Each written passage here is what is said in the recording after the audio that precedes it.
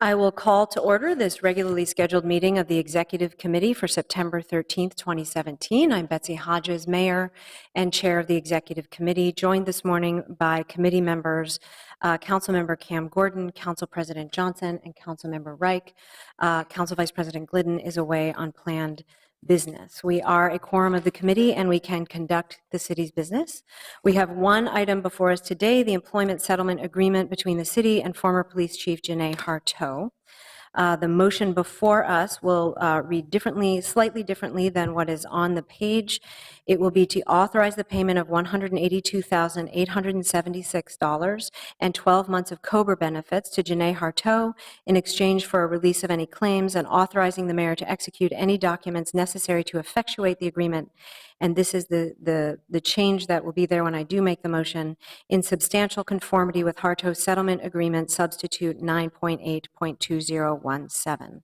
So I will turn to our city attorney to give a presentation on the item. Yes, Madam Mayor, this item is for approval of the payment of the amounts set out in the motion in exchange for a full and complete release. And the substitute agreement that you have moved forward for approval does not contain the non-disparagement clause that has been the subject of some newspaper articles and other attention. And it does contain the only other change from the original document is that it does contain a reference to providing Ms. Hartea with a letter of recommendation.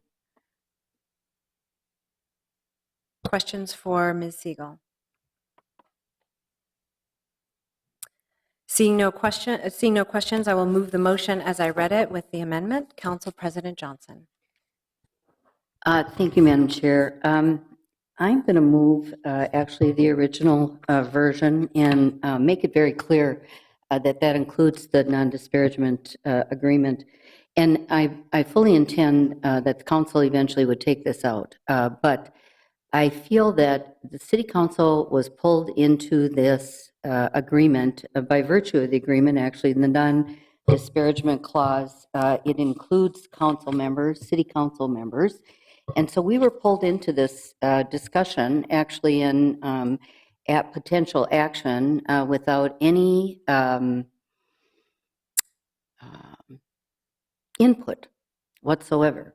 And we were the ones that got the phone calls. I'm sure you got phone calls too, but we were the ones that got the phone calls. And I do think it's important. I think the intention of the council will be to take this out, but I also think it's important that we have an opportunity to discuss it. So I would move a substitute. A substitute, which was the original agreement. So there is a motion to substitute on the floor before us.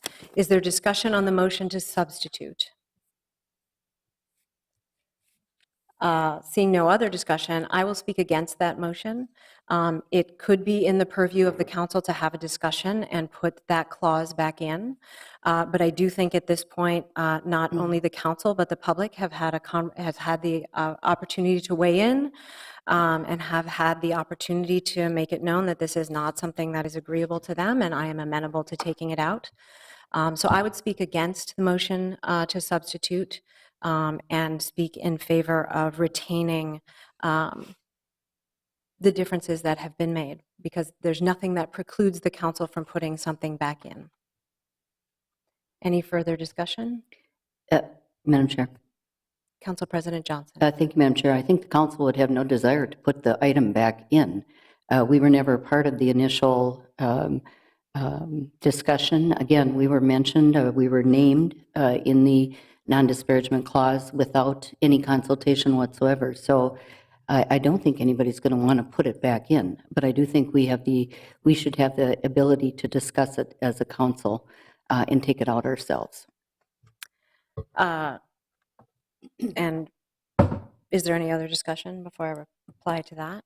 I would just renew to say nothing prevents the council from having a discussion about it. regardless. So, any further discussion on the motion? So, the motion that is before us is to substitute the original motion and the original agreement with Chief Hartea, and bring it forward to the council in that way. All those in favor, please signify by saying aye. Aye. Opposed? No. Nay. That abstentions? That does not carry. So the motion before us is to authorize, is the one that I made initially, which includes in substantial conformity with Hartea Settlement Agreement Substitute 9.8.207. Discussion on that motion. What I will say is that Janeé Hartea served the people of Minneapolis and the officers of the Minneapolis Police Department for 30 years, including 4.5 years as chief. And as a result of work during her historic tenure, Minneapolis has done more faster to transform policing, public safety, and public trust than any other city in America, while putting the safety of our residents first and working hard every day to keep Minneapolis a safe city for everybody. And I give Chief Hartea tremendous credit for taking on that body of work and leaving the Minneapolis Police Department in significantly better shape than it was when she started. And few chiefs have had the courage to take on the body of work and lead through it the way that Janeé Hartea did, and we all owe her a debt of gratitude. And I wanted to say those words of gratitude for her and her service here today. So we have a motion in front of us. Further discussion? Councilmember Gordon. I just hope that we can make a recommendation and forward it to Ways and Means, and they can take it up. And I think that the amended agreement here with the disparagement clause taken out is what the council favors. So hopefully I support moving this forward with recommendation to Ways and Means. Great. So the motion before us is as amended, and then to refer the matter to the Ways and Means Committee. Any further discussion? Seeing none, all in approval, please signify by saying aye. Aye. Opposed? Nay. Abstentions? That motion carries. Seeing no further business before the committee, we are adjourned.